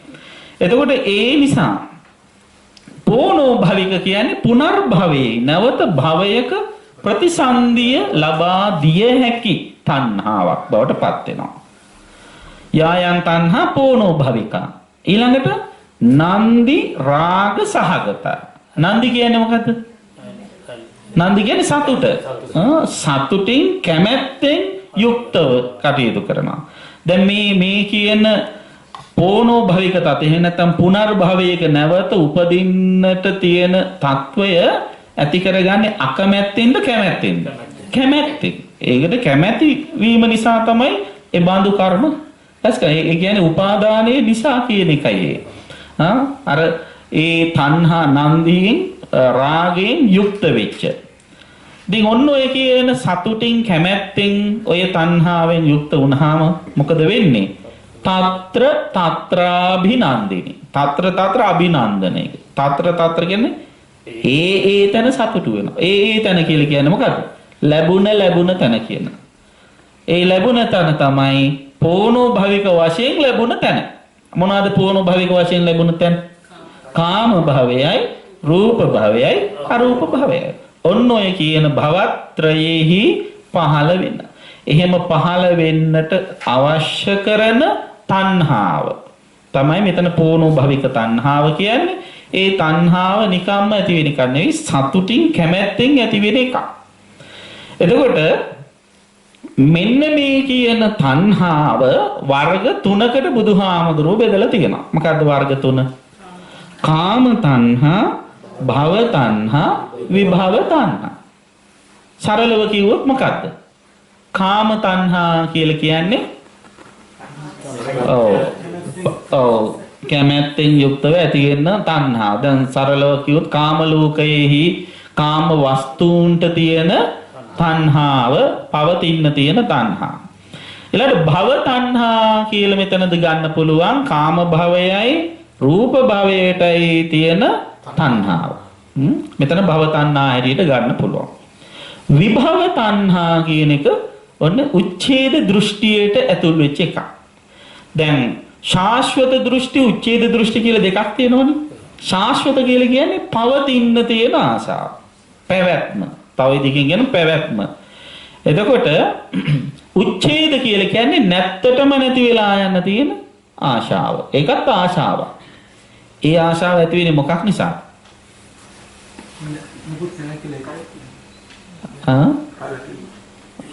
කලකිරීමත් හොඳ කලකිරීමක් තියෙනවා. තරහ ගිහිල්ලත් කලකිරෙනවා. දැන් සමහරු කේන්ද්‍ර ගියාම දමල ගහලා යන්නේ නැත්තම් කියන්නේ. දැන් යනවා කියන අතහරිනවා කියන එක හොඳයිද නරකයිද? දැන් ධර්මානුකූල බැලුවොත් හොඳයි අතහරින එක. හැබැයි දැන් මෙතන මේ අතහරින මොකක් නිසා? ද්වේෂය නිසා. නැත්තට නැති වෙලා යන්නේ නැත්තම් කියලා හිතෙන්නේ. අන්න ඒ නොපවතින්න තියෙන කැමැත්ත. තව විදිහකින් කියනවා නම් කාම වස්තුන් නිසා, රූප භවයන් නිසා යම්කිසි පීඩාවකටපත් වෙච්ච කෙනා අන්න ඒන් මිදෙන්නට ඇති කැමැත්ත. ඒ කියන්නේ රූපයේ තියෙන ආදීනව දැකලා, එපා වීම දැකලා රූපය නැතුව ඉන්න තියෙන කැමැත්ත තමයි මෙතන විභව තණ්හා කියන්නේ. ඒ විභව තණ්හා උපයෝගී වෙන්නේ කොතටද? අරූපාවචර බ්‍රහ්ම ලෝක වල පහළ. ඒ කියන්නේ ඔය කියන ත්‍රිවිධාකාර තණ්හාවම තියෙන කෙනා මොකද වෙන්නේ? භවයේ ඉන්නවද නැද්ද? භවයේ ඉන්න කෙනෙක් බවට පත් වෙනවා. භවගාමී සත්වයෙක් බවට පත් වෙනවා. ඉතින් මේ භවගාමී සත්වයෙක් බවට පත් වෙන්නේ මොකක් නිසාද?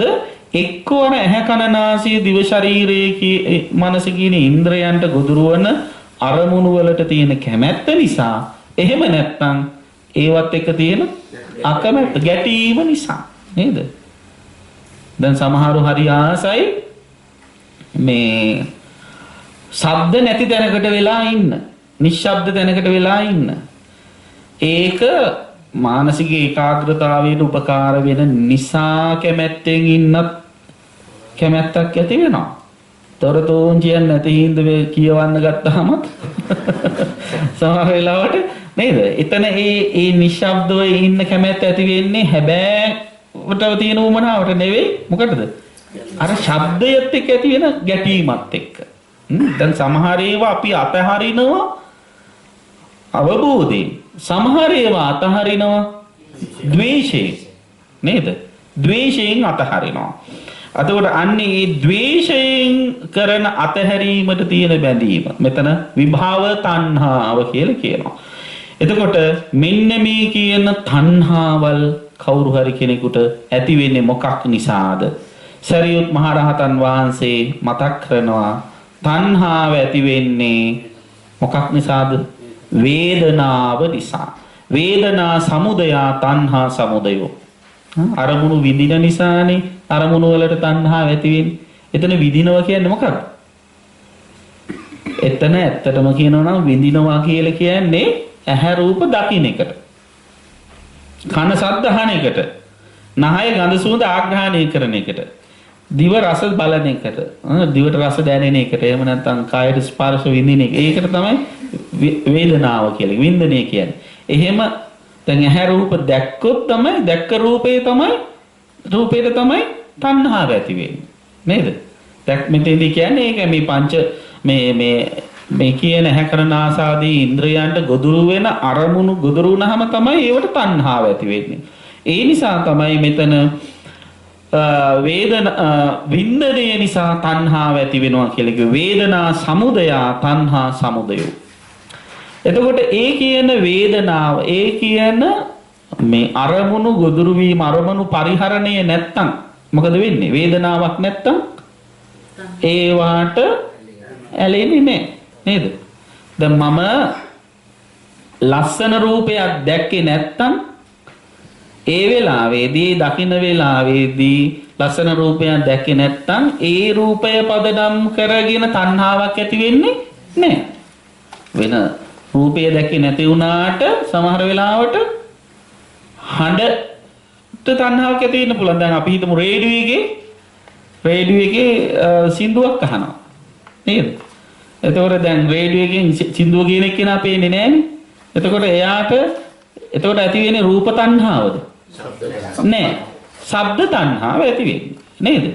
එතකොට ඒක ඕනනම් තව හිතේ තියාගෙන උපාදානය කරලා ඉවරලා මනෝ කර්ම වශයෙන් මනසින් මෙනෙහි කළා මෙයා කියන එක්කෙනා මෙහෙම ඇති මෙහෙම වෙයි කියලා හිතලා ඒ රූපයට බැඳෙන්න පුළුවන් මානසිකව නේද? බැඳිලා බෝමාසාවෙන් හරි දකින්න ආසාවෙන් ඉඳෙද්දි ඒ සින්දුව කියපු එක්කෙනා හරියට කුස රජුරෝ වගේ අපි දකින්න ලැබෙන පියවිහෙයි. එතකොට මොකද වෙන්නේ? සමහර වෙලාවට අර ඒ දවස්වල දිවිච කැමැත්ත නැති වෙන්න පුළුවන් නේද? එතකොට කෙසේ වෙතත් මෙතෙන්දි මතක තියාගන්න ඕන අර විඳීම නිසා තණ්හාව ඇති වෙනවා. වින්දනයේ නැත්තම් වේදනා නිරෝධ වීම නිසා තණ්හාව නිරුද්ධ වෙලා යනවා. ඒතර මේ තණ්හාව නිරුද්ධ කරන ප්‍රතිපදාව තමයි ආර්ය අෂ්ටාංගික මාර්ගය කියන්නේ. ඒ කියන්නේ සීල සමාධි ප්‍රඥා පුරුදු කරන්න ඕන තණ්හාව නැති කිරීම සඳහා.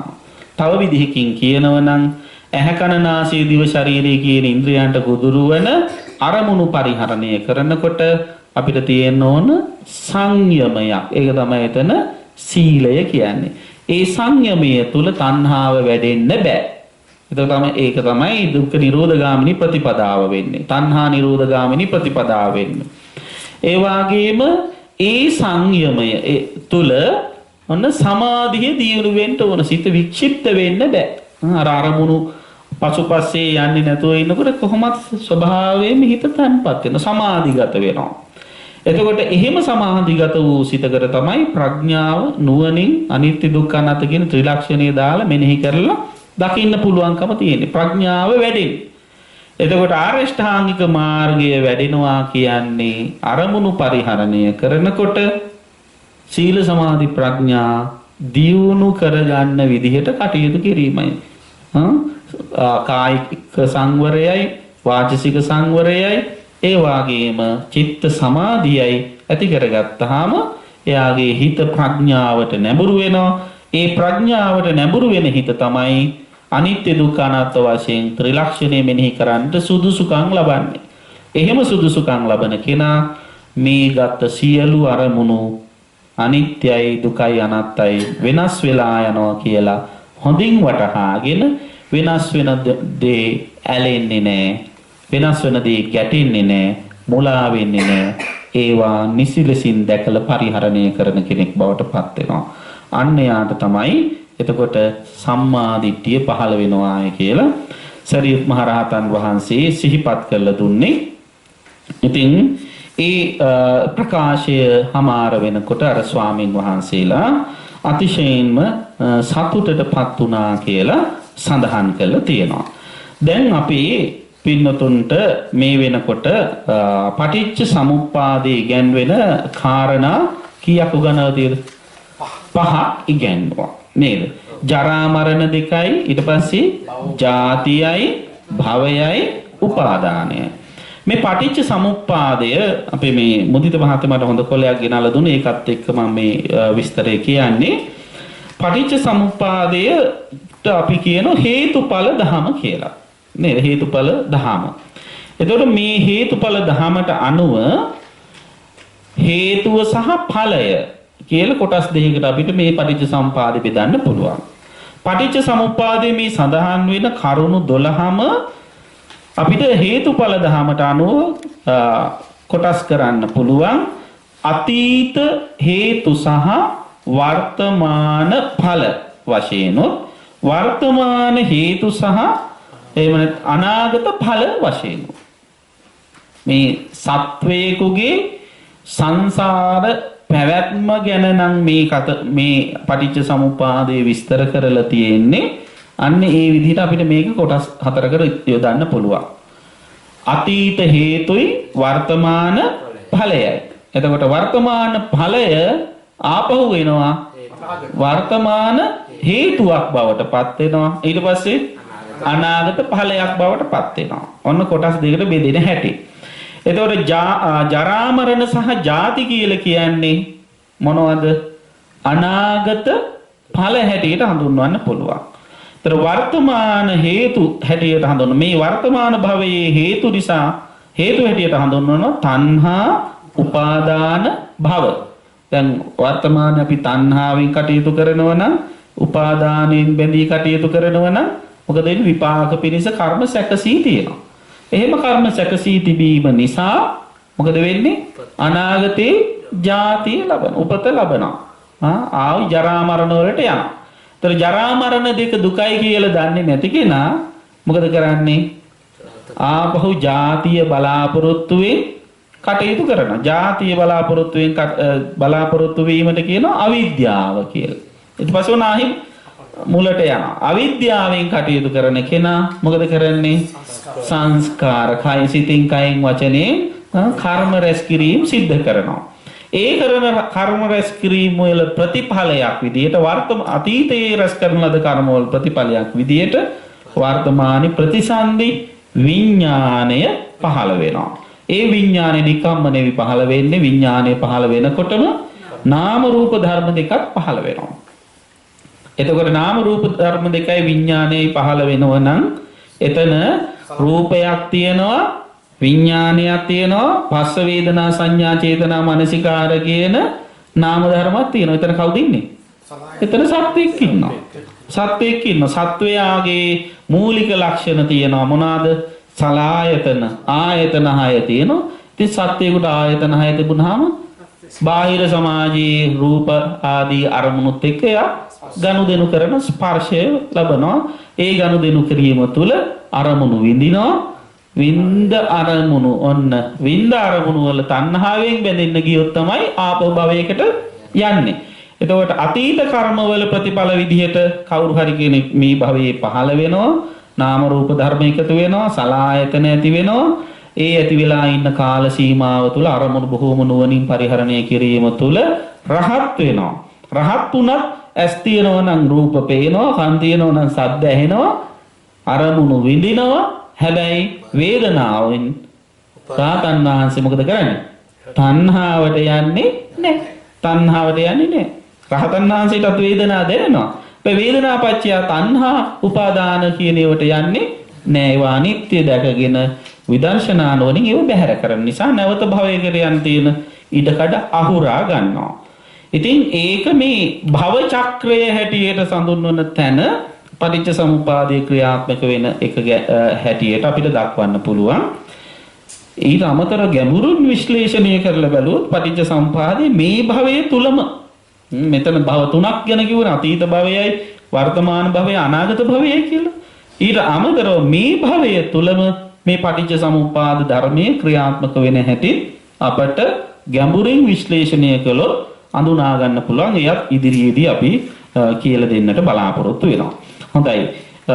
දැන් ඊළඟට අපි පින්නතුන්ට කියලා දෙන්න බලාපොරොත්තු වෙන්නේ ලබන සිකුරාදා වේදනා පස්ස කියන මේ ධර්ම කාරණා දෙක පිළිබඳවයි ඉතින් දැනට මේ කියපු කාරණා ගැන හොඳට අධ්‍යයනය කරලා සූදානම් වෙලා ඉන්න. මෙතෙක් පහල කරගත්ත මේ උතුම් කුසල් වලින් හැම දිනාටම හැකි තරම් ඉක්මනින් උතුම් නිවන් සුව සැලසේවා කියලා සාදු කියලා ප්‍රාර්ථනා කරන්න. දැන් මේ සියලු ආකාරයෙන් පහල කරගත් උදාාරතර කුසල ශක්තිය අපි හැමෝගෙම පරලෝසපත් ඥාතීන්ට පින් කැමති දෙවියන්ට අනුමෝදන් කරමු. ඉදම්මේ ඥාතීනං හෝතු සුඛිතා හොන්තු ඥාතයෝ ඉදම්මේ ඥාතීනං හෝතු සුඛිතා හොන්තු ඥාතයෝ ඉදම්මේ ඥාතීනං හෝතු සුඛිතා හොන්තු ඥාතයෝ එත්තාවතාච අම්හෙහි සම්භතං පුඤ්ඤ සම්පදං සබ්බේ දේවා අනුමෝදන්තු සබ්බ සම්පatti සිද්ධියා එත්තාවතාච අම්හෙහි සම්භතං පුඤ්ඤ සම්පදං සබ්බේ දේවා අනුමෝදන්තු සබ්බ සම්පatti සිද්ධියා එත්තාවතාච අම්හෙහි සම්භතං පුඤ්ඤ සම්පදං සබ්බේ දේවා අනුමෝදන්තු සබ්බ සම්පatti සිද්ධියා. මේ උදාාරතර කුසල ධර්මයන්ගේ අනන්ත ආශිර්වාද බල මහිමෙන් පින්නතුන් හැමට කායික මානසික සුවපත් භාවයේ සැනසෙල්ල වේවා, මෙලොව සුව වේවා, පරලොව සුව වේවා, හැකි තරම් ඉක්මනින් උතුම් නිවන් සුවත් සැලසේවා කියලා සාදු කියලා ප්‍රාර්ථනා කරන්න. ඔහොම වැඳ ගන්න හැමෝටම ආශිර්වාද කරනවා. අභිවාදන සීලිස්ස නිච්ඡං බුද්ධාපචායිනෝ චත්තාරෝ ධම්මා වද්ධන්ති ආයුවන්නෝ සුඛං බලං ආයුරාෝග්‍ය සම්පatti සග්ග සම්පatti මේවච අතෝ නිබ්බාන සම්පatti ඉමිනාතේ සමිජ්ජතු. හැම දිනාටම තෙරුවන් සරණයි.